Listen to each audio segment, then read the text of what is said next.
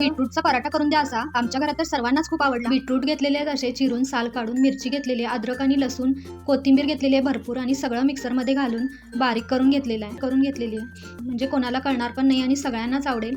आता ते एका भांड्यामध्ये काढून घ्यायचं आहे। त्यामध्ये आपण मसाले घालणार आहोत। तीळ आहे भरपूर, जिरे आहेत, ओवा आहे, धन्याचा कूट आहे, तिखट आहे आणि हळद आहे, भरपूर कोथिंबीर घालायची आहे। 1 कप गव्हाचं पीठ घातलेलं आहे आणि बेसन पीठ घातलेलं आहे 2 चमचे, मीठ घालायचं आहे चवीनुसार आणि सगळं चांगलं मिक्स करून घ्यायचं आहे। हाताने चांगलं सगळं असं मिक्स करून घेतलेलं। आता बीटचं आपण फिरवलेलं मिक्सरमधून भांडं होतं ना, त्यातच थोडं पाणी घालून मळून घेतलेलं आहे घट्ट असं। आता 2 चमचे तेल घालून चांगलं याला मळून घ्यायचं आहे। आता 2च मिनिटं ठेवायचं आहे। आता गोळा घेतलेला आहे, त्याचा घेतलंय सुक्कं पीठ आणि त्याला गोल असं लाटून घ्यायचं आहे। सांगत होते म्हणून असा बीटरूट पराठा तयार केला आहे। आता मी तर लोखंडाचा तवा ठेवलेला आहे, त्यामुळे लोह पण जातं। तेल घालून पण तुम्ही करू शकता।